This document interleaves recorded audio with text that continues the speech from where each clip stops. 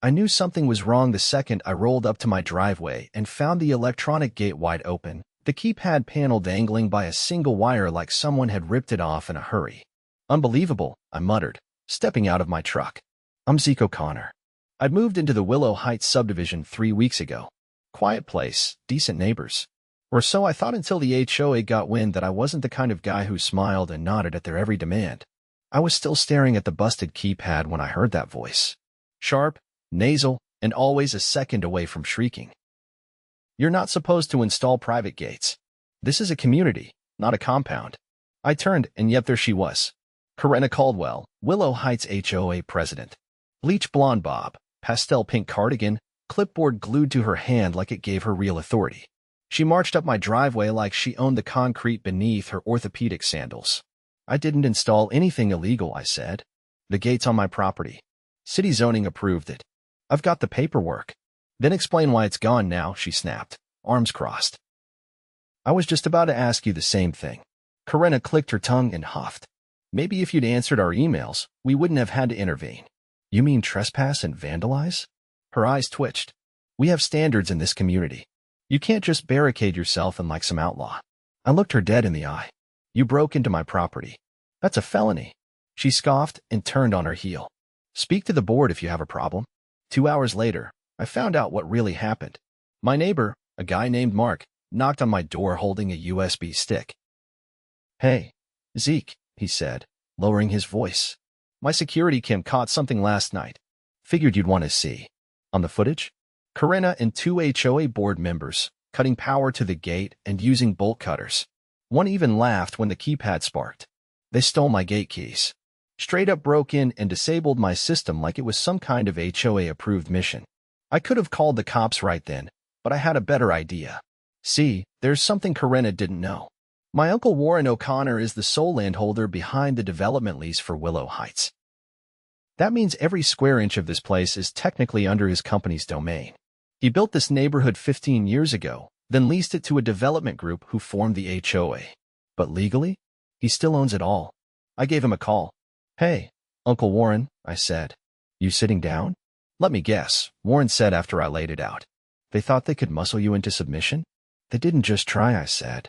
They disabled my gate, entered my property without permission, and took the keys. I've got video proof. There was a pause on the line. I could practically hear him leaning back in that old leather chair of his, the one that creaked when he was thinking. Send me the footage, he said, and give me the names. Corinna Caldwell, and 2 board members, Gerald Miles and Susan Brookley. All 3 showed up in the video. No masks. No hesitation. He exhaled slowly. All right, Zeke. I'll take care of the legal side. In the meantime, don't engage them directly. Just stay calm. That wasn't hard. I'd already decided I wasn't going to shout across driveways or write dramatic letters.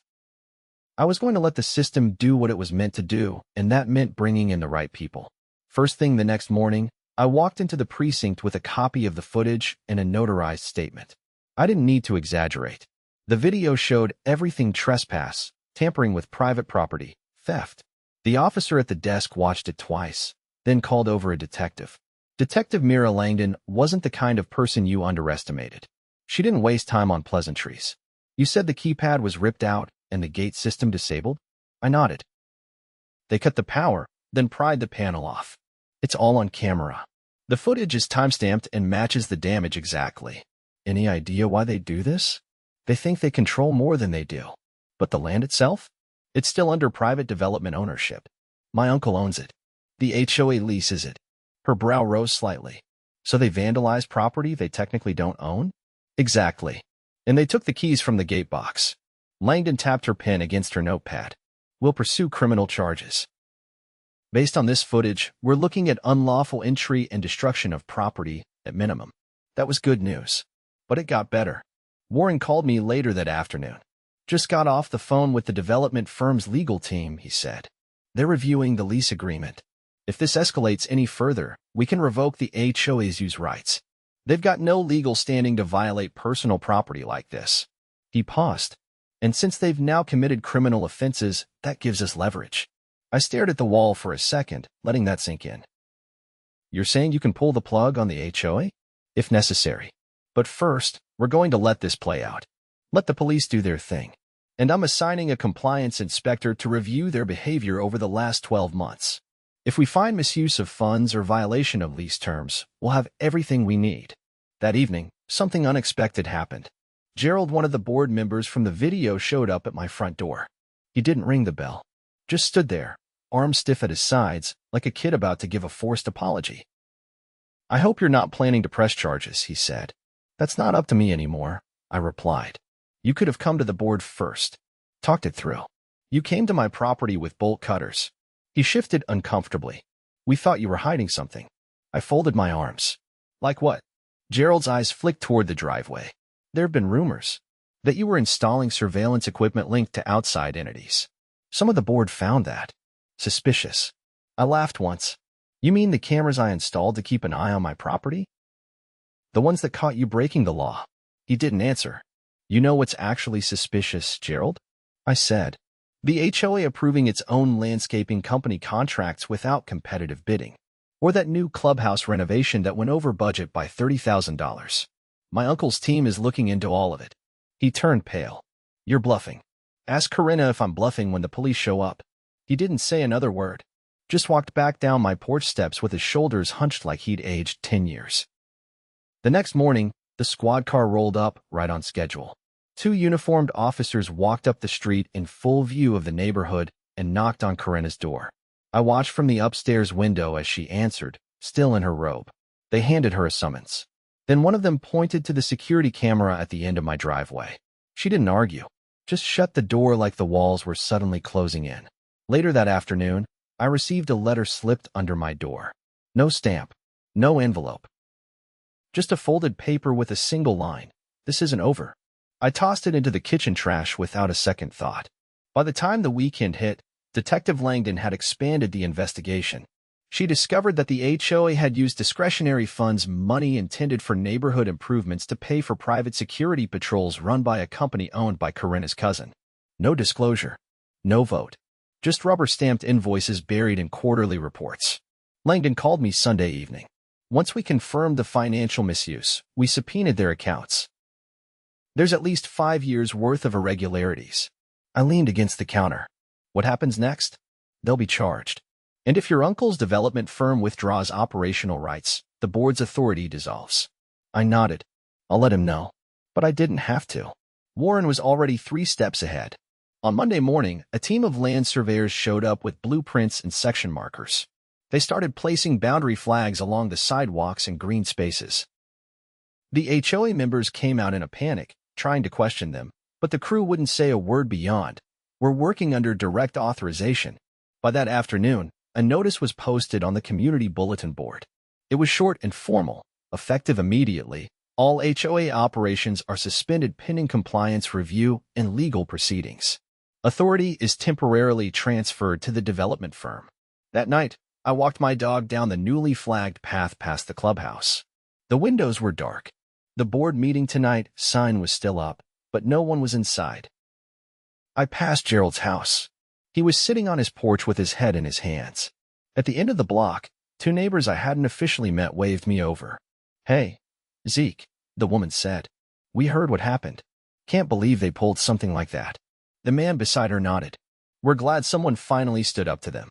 "Glad to meet you both," I said. "Better late than never, right?" They laughed. And behind me, the shadows of the old regime shrank under the weight of their own arrogance. Tomorrow, the real cleanup would begin. By Tuesday morning, the entire neighborhood felt like it was holding its breath. The usual joggers skipped their morning laps. The chatty dog walkers who usually crowded the sidewalks were conspicuously absent. Even the ever-watchful pair of retirees who always sat on their porch didn't make an appearance. It was like the entire community had gone into hiding, unsure what came next, but certain something was coming. It did. At precisely 9:15, a black town car rolled through the entrance and parked in front of the old HOA office. A man stepped out, tall, mid-50s, pressed gray suit, and a clipboard that looked like it hadn't left his hand in 20 years. His name was Thomas Renner, one of Warren's top compliance officers, and he didn't waste a second.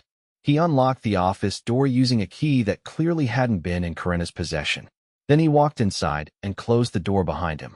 Minutes later, the The blinds were drawn open and a new sign was taped to the glass. Records review in progress.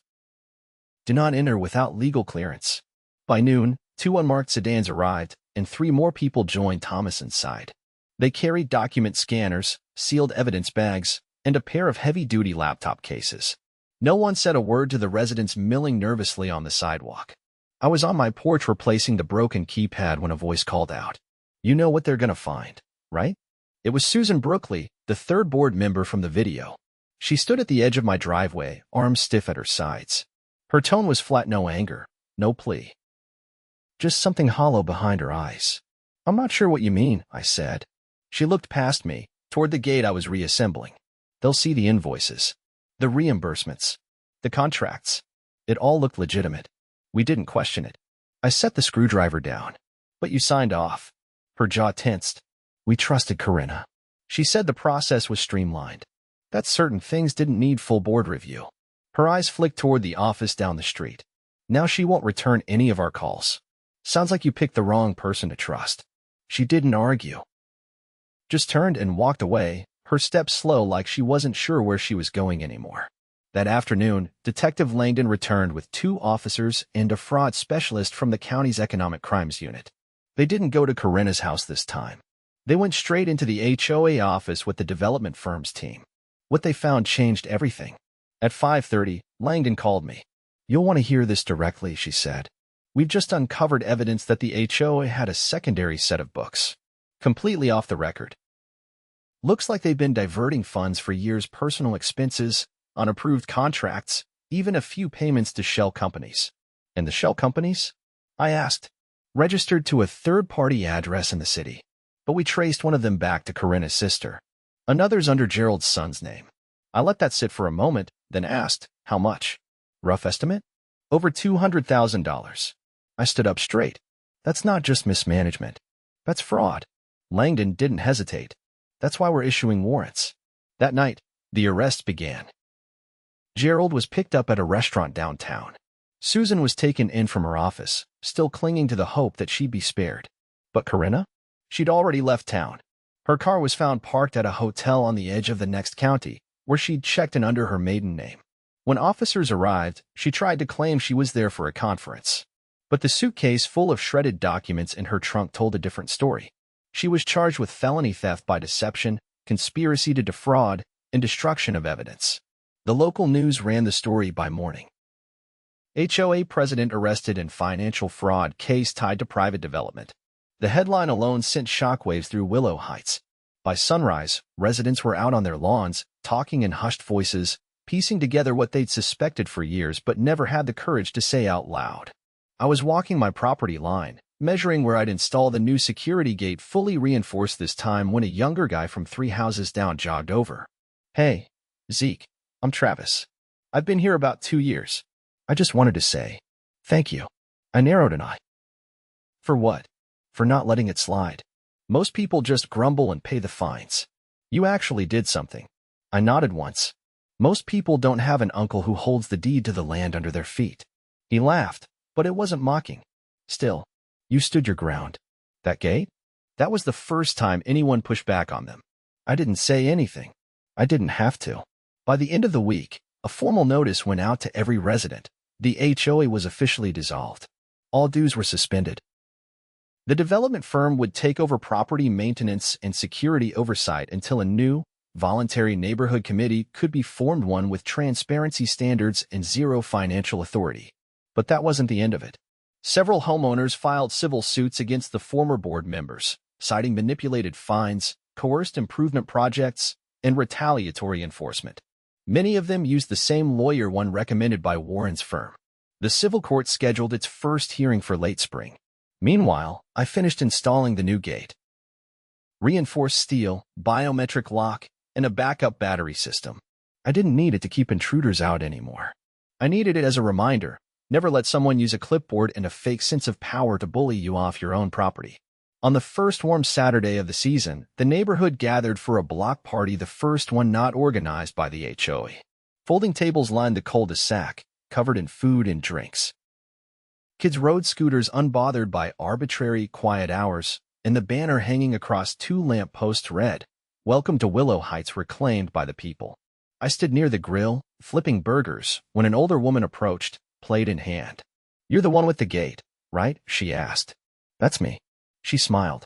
"Good." I was beginning to think we'd never get out from under those people. "Sometimes," I said, handing her a plate, "it just takes a little bolt cutter justice to bring the truth out."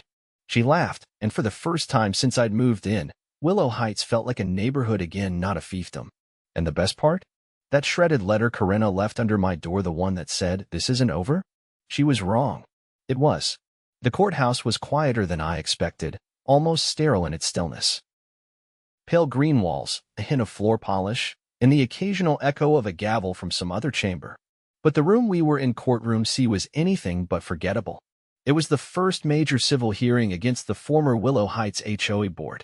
The plaintiffs' 12 homeowners in total sat in 2 neat rows behind their lawyer, a no-nonsense woman named Elise Tran with a voice that could cut through drywall. On the other side sat Gerald and Susan, each flanked by their respective legal counsel. Corinna was absent, still awaiting trial for the criminal charges. Her attorney had filed a continuance and was nowhere to be seen. I didn't come to testify that day.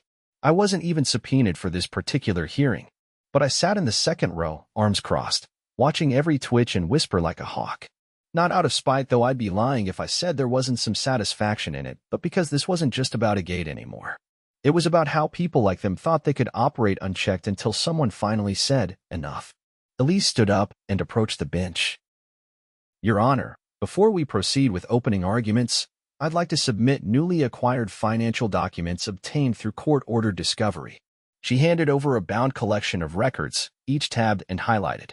These documents show direct transfers from the HOA's discretionary account into an unregistered entity called Civic Harmony Partners, which we have confirmed is operated out of a P.O. box leased by the defendant, Ms. Brookley. Susan's head snapped toward her lawyer, whispering something fast and frantic. Gerald, on the other hand, slumped a little lower in his chair, his tie slightly askew. The judge, a sharp-eyed man with steel-gray temples, flipped through the pages. "Were these transfers disclosed in the HOA's annual financial reports?" "No, Your Honor," Elise replied. "They were omitted. Furthermore, residents were issued higher than necessary dues to cover costs that were never incurred. Several invoices within this packet are fictitious, including one for community pest control services billed monthly for 18 months. No such services were ever rendered." The judge raised an eyebrow. "How do you know they weren't rendered?" Elise tapped another document. "Because the listed contractor, Metro Shield Pest and Lawn, doesn't exist. The business license number traces back to an expired permit belonging to a former landscaping company in a different state." That was the first time I saw Gerald visibly stiffen. He turned as if about to stand, then thought better of it and remained seated. The rest of the hearing was a slow unraveling. Elise laid out a timeline of when the fake invoices began. How does increase just as certain board members purchased new vehicles or made undisclosed home renovations. It was meticulous, cold, and devastating. Outside the courthouse, after the hearing adjourned for the day, I ran into Elise on the front steps. "You've got them cornered," I said. She glanced toward the parking lot, where Susan's attorney was helping her into a sedan. "They're trying to negotiate a settlement. But the plaintiffs want accountability, not a paycheck." And Gerald. His counsel submitted a preliminary motion to seek immunity in exchange for full cooperation. He's offering internal emails, meeting transcripts, and access to a private drive they kept off the HOA servers. I leaned on the railing. "So he's flipping." "Looks that way." I didn't say anything for a moment. The sun was dipping low, casting long shadows across the pavement. Elise turned back toward the courthouse door.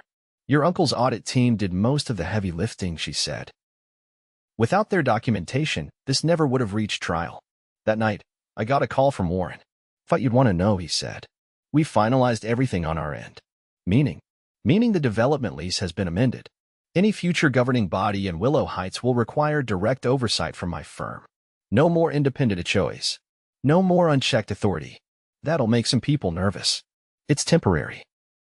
Once the residents form a transparent, voluntary committee with open elections and community review, they can petition to reinstate local management, but only with a 2/3 majority and a public financial officer. I let that sink in. "You're putting the power back in the hands of the actual homeowners."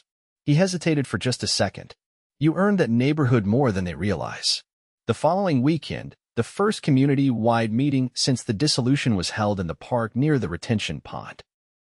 No official roles, no titles, just folding chairs and a mic hooked into someone's portable speaker. Nearly every household sent a representative. A soft-spoken retiree named Linda volunteered to moderate. She kept things simple. First, a group vote on whether to form a new committee strictly for coordination, not enforcement. Then, nominations for residents to serve on it. All decisions required public input. No one would be paid. No funds would be pooled unless specifically approved for a single project. I sat near the back with a soda in hand, watching the process unfold. There were no outbursts, no hidden agendas, just neighbors talking like neighbors should. One man offered to organize a community cleanup. A teenager volunteered to repaint the park benches. Someone suggested a little free pantry by the clubhouse. It was like the neighborhood had been waiting for an excuse to step up once the old grip was broken. Later that evening, I was walking along the edge of my property when I noticed a figure approaching Mark, the neighbor who'd first given me the USB stick.